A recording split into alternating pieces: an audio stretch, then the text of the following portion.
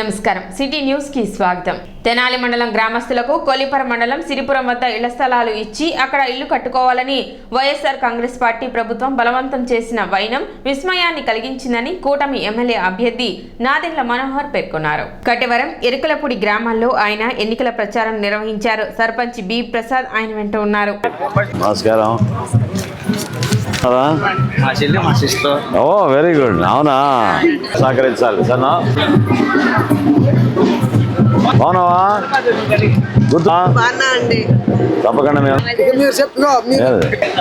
ఒకటి సైకిల్కి ఒకటేమో గ్లాస్ గుర్తుకి.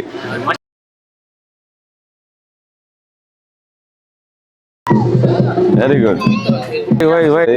సన్నా గుర్తు పెట్టుకోండి, అందరు సహకరించాలి.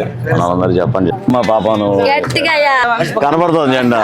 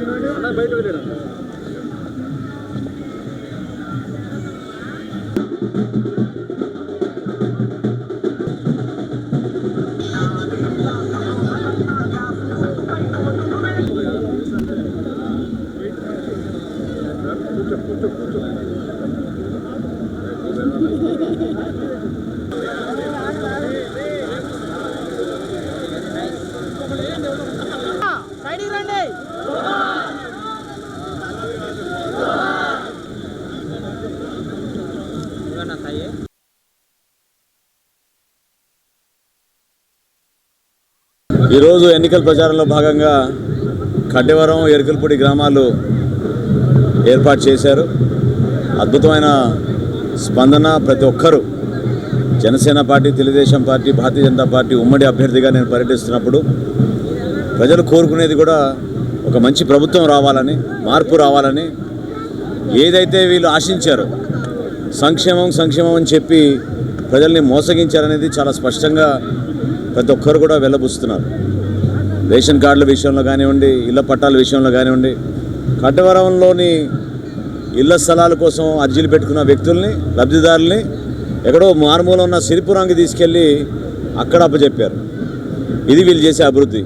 ఒక గ్రామాన్ని వదిలేసి ఇక్కడ స్థిరపడిన వ్యక్తులు ఇళ్ల పట్టా కోసం ప్రభుత్వానికి అర్జీ పెట్టుకుంటే ఏకంగా తీసుకెళ్ళి కొలిపర మండలంలోని సిరిపురం గ్రామం దగ్గర వాళ్ళకి ఇళ్ల పట్టాలు ఏర్పాటు చేశామని చెప్పారు. బలవంతంగా వాళ్ళకి ఇచ్చిన ఆ సెంటు భూమిలో ఇల్లు కట్టాలని చెప్పి ఒత్తిడి చేస్తుంటే వాళ్ళు కూడా పాపం ఎంతో నష్టపోయామనే భావన వాళ్ళు వ్యక్తపరుస్తున్నారు. అదేవిధంగా వీళ్ళకి రావాల్సిన కొన్ని అంతర్గత రోడ్లు, సైడ్ కాలువలు ఇవన్నీ కూడా పూర్తి చేయాలి. సర్పంచ్ గారు కూడా నా దృష్టి తీసుకొచ్చారు. 3 ఫేజ్ కరెంట్ ఇక్కడ లేదు, దానివల్ల ఇబ్బంది పడుతున్నారని. తప్పకుండా ప్రభుత్వం ఏర్పాటు అవ్వగానే ముందుగా మనం చేయాల్సింది ఎట్టి పరిస్థితుల్లో కూడా ఇక్కడ 3 ఫేజ్ కరెంట్ కటివరం గ్రామానికి వచ్చేటట్టు. ఎందుకంటే తెనాలి నగరానికి చాలా దగ్గరలో ఉంది. తెనాలి పట్టణం ఏ విధంగా విస్తరిస్తుందో కటవరం కూడా ఆ విధంగానే విస్తరించుకుంటూ రెండు కలిసిపోయే విధంగా ఈరోజు ఉంది.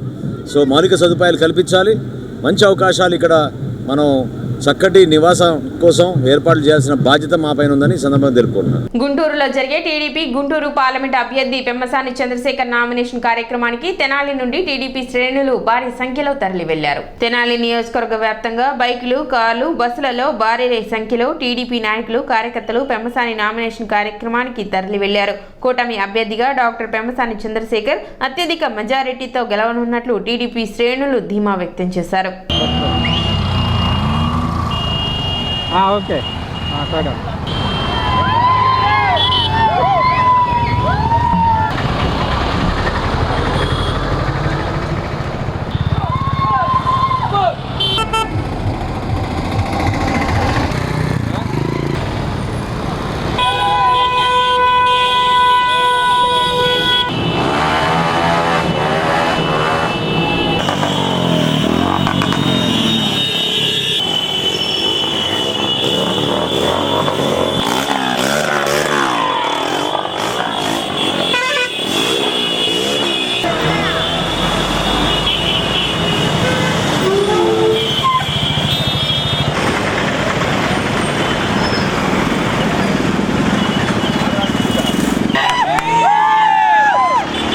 రేపు జరిగే ఎన్నికల్లో ప్రజలందరూ కూడా గ్రహించాలి.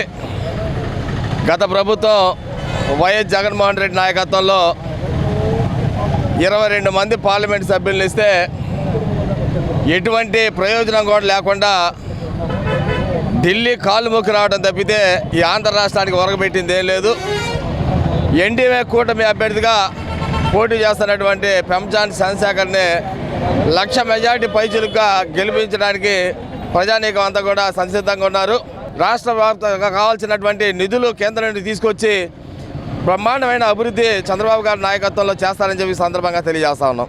ఈ నామినేషన్ కార్యక్రమం మొదలు రేపు మే 13వ తేదీన జరగబోయే ఎన్నికల వరకు కూడా ప్రతినిత్యం తెలుగుదేశం కార్యకర్త ప్రతి ఒక్కరూ కూడా సైనికుల్లాగా పోరాడి ఈ దుర్మార్గమైనటువంటి వైసీపీ ప్రభుత్వాన్ని అంతమొందించాలని, మరి అదేవిధంగా 2019 నుంచి 2024 వరకు వారు చేసిన అకృత్యాలు, హత్యలు, మానభంగాలు, దౌర్జన్యాలను ఎదుర్కోవడానికి మీ అందరికీ కూడా ఓటు అనే ఒక ఆయుధాన్ని మనకి ఉన్నది కనుక ఈ ఆయుధాన్ని ఉపయోగించి ఈ 10 తలల రావణాసురుడు ఎవడైతే ఉన్నాడో ఈ జగనాసురుణ్ణి అత్యధికమైనటువంటి అతి హీనమైనటువంటి స్థితికి దిగజార్చి ఒక్క పార్లమెంటు సీటు కూడా దక్కకుండా మనం చేయాలని చెప్పేసి తెలియజేస్తా ఉన్నాం. సార్వత్రిక ఎన్నికలలో ఎటువంటి అవాంఛనీయ సంఘటనలు చోటు చేసుకోకుండా అన్ని విధాల జాగ్రత్తలు తీసుకుంటున్నామని తెనాలి డీఎస్పీ రమేష్ బాబు తెలిపారు. నామినేషన్ల స్వీకరణలో భాగంగా సబ్ కలెక్టర్ కార్యాలయం వద్ద పటిష్ట బందోబస్తు ఏర్పాటు చేశామని తెలిపారు. ఎలక్షన్ కమిషన్ ఆఫ్ ఇండియా అమలు చేసిన ఎన్నికల కోడ్ను దృష్టిలో ఉంచుకొని ప్రతి ఒక్కరూ నడుచుకోవాలని సూచిస్తూ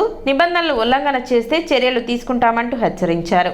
నామినేషన్ ప్రక్రియ ఈ నెల ఎన్నికలు 2024 ఎన్నికల్లో నామినేషన్ ప్రక్రియ అందరికీ తెలిసిన విషయమే. 18వ తారీఖు నుంచి స్టార్ట్ అయింది, 25కి ఎండింగ్ అవుద్ది. ఈ యొక్క నామినేషన్ ప్రక్రియ అంతా కూడా ప్రశాంతమైన వాతావరణంలో జరిగేటట్టుగా పోలీస్ బందోబస్తు ఏర్పాటు చేయడం జరిగింది. మా గౌరవ ఎస్పీ గారు, గుంటూరు ఎస్పీ గారు తుషార్ డ్యూటీ గారి యొక్క పర్యవేక్షణలో గుంటూరు రేంజ్ ఐజీ గారు సర్వశ్రేష్ఠ త్రిపాఠి ఐపీఎస్ వారి యొక్క ఆదేశాల ప్రకారం ఈ కోర్టుకు సంబంధించినటువంటి ఎలక్షన్ కోర్టుకి సంబంధించినటువంటి ప్రక్రియలోనే మొత్తం నామినేషన్ కూడా పోలీస్ శాఖ మరి తెనాల్లో ఈ యొక్క ఆర్ఓ ఆఫీసు స్థానికంగా 1 టౌన్ ఏరియాలో ఉంది. 1 టౌన్ సీఏ గారు, స్థానిక సీఏ గారు 1 టౌన్ సీఏ గారు దశరామ గారు నా పక్కన ఉన్నారు. అలాగే స్థానిక 1 టౌన్ ఎస్ఐ గారు కూడా కరీముల్లా గారు కూడా నా పక్కన ఉన్నారు. మొత్తం బందోబస్తు కూడా టైం టు టైం సీఏ గారి పర్యవేక్షణలో చాలా జాగ్రత్తగా 18 నుంచి ఇప్పటి వరకు 3 నామినేషన్ చేస్తాం జరిగింది. BSP party, pyramid party, Jayabharathi party అభ్యర్థులు నామినేషన్ వేశారు. ప్రశాంతమైన వాతావరణంలో నామినేషన్ ప్రక్రియ జరిగింది. అయితే రేపు 24వ తారీఖున మేజర్ పార్టీ అయినటువంటి వైఎస్ఆర్సీపీ అండ్ జనసేన పార్టీ అభ్యర్థులు నామినేషన్ వేస్తున్నారు. ఆ రోజు కూడా ఒకే టైమింగ్ కాకుండా అలాగే డిఫరెంట్ టైమింగ్స్, అలాగే ఒకే రూట్ ర్యాలీ కాకుండా డిఫరెంట్ రూట్స్లో వచ్చేటట్టుగా మేము ప్లాన్ చేస్తున్నాము. మా పోలీస్ శాఖ తరఫున ఆర్ఓ గారికి కూడా రిక్వెస్ట్ చేసాం. అలాగే రాజకీయ పార్టీలకు కూడా మేము చెప్తాం జరిగింది. ఎందుకంటే 2 ర్యాలీలు ఒకే టైంలో వచ్చి 2 అభ్యర్థులు ఒకే టైం వస్తే ఏదన్నా గొడవలు జరిగే అవకాశం జనరల్గా ఉంటుంది. దాన్ని పురస్కరించుకొని ఈ గొడవలు అవాయిడ్ చేస్తాకి మా తరఫున కూడా పోలీస్ శాఖ అన్ని చర్యలు తీసుకుంటాం.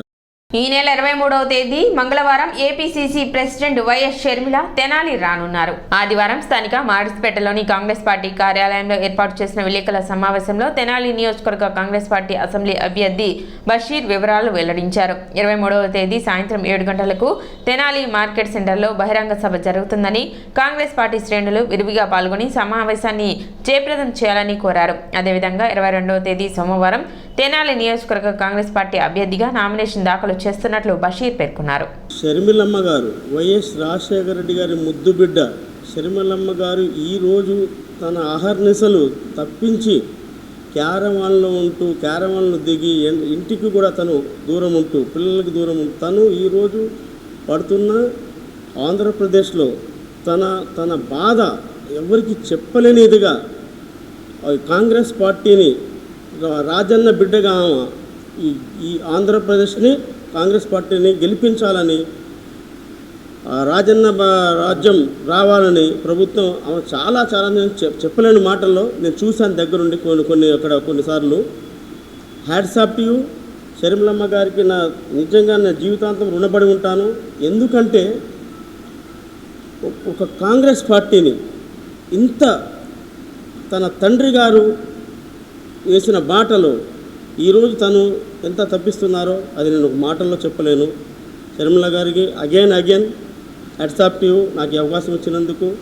అండ్ ముఖ్యంగా క్లియర్గా చెప్పేది నేను తెనాలి సీటు షర్మిలమ్మ గారికి గెలిచి మేమందరం కలిసి టీమ్గా కాంగ్రెస్ పార్టీలో ఉన్న అందరం కలిసి చందు సాంబశివ గారు డాక్టర్ గారి సహకారంతో ఆయన అడుగుజాడల్లో ఉంటూ మన ప్రెసిడెంట్ గారు కాంగ్రెస్ ప్రెసిడెంట్ గారు ఆయన అందరూ కలిసి మన గుంటూరు లింగమనేని ఈశ్వరరావు గారికి ఆయన కూడా చెప్పారు, ఆయన కూడా హ్యాట్సప్ చెప్పారు, బెస్ట్ ఆఫ్ లక్ చెప్పారు. సో అందరూ కలిసి కట్టుగా కలుపుకొని వెళ్తూ ఈ నామినేషన్ టుమారో నామినేషన్ వేస్తున్నాము. మంగళవారం 23వ తారీఖు షర్మిలమ్మ గారు మన తెనాలి టౌన్కి 7 o'clockకి విజిట్ వస్తున్నారు మనందరి కోసం. ఆ సభను రాజన్న రాజ్యం రావాలని ఆ సభను షర్మిలమ్మ గారి ఆధ్వర్యంలో ఆమె అడుగు జాడల్లో మనం అందరం ఆమెకు ఒక్కసారి మనం తెనాలి నుంచి హోల్ ఆంధ్రప్రదేశ్ అందరూ అలా పైకి చూసేటట్టుగా అంత పెద్ద సభ ర్యాలీ చేయాలని చేస్తున్నాను. తెనాలి పట్టణ ప్రజలందరికీ కూడా కాంగ్రెస్ అధ్యక్షుడిగా తెలియజేయండి ఏమనగా మరి నిన్నటి వరకు కూడా మనం కాంగ్రెస్ తెనాలి ఎమ్మెల్యే అభ్యర్థిగా డాక్టర్ చందు సాంబశివుడు గారికి సీటు వస్తుందని అందరూ ఎక్స్పెక్ట్ చేశాము. అది మరి బషీర్ గారికి ఇవ్వటం జరిగింది. కావున వారు ఇందాక మా అందరికీ కూడా వారు చూపించారు. రేపు నామినేషన్ దాఖలు చేస్తున్నారు. కాబట్టి బషీర్ గారు మీ అందరినీ పరిచయం చేసుకోవడానికి కొన్ని మాటలు మాట్లాడతారు. సిటీ న్యూస్ ఇంతటితో సమాప్తం. నమస్కారం.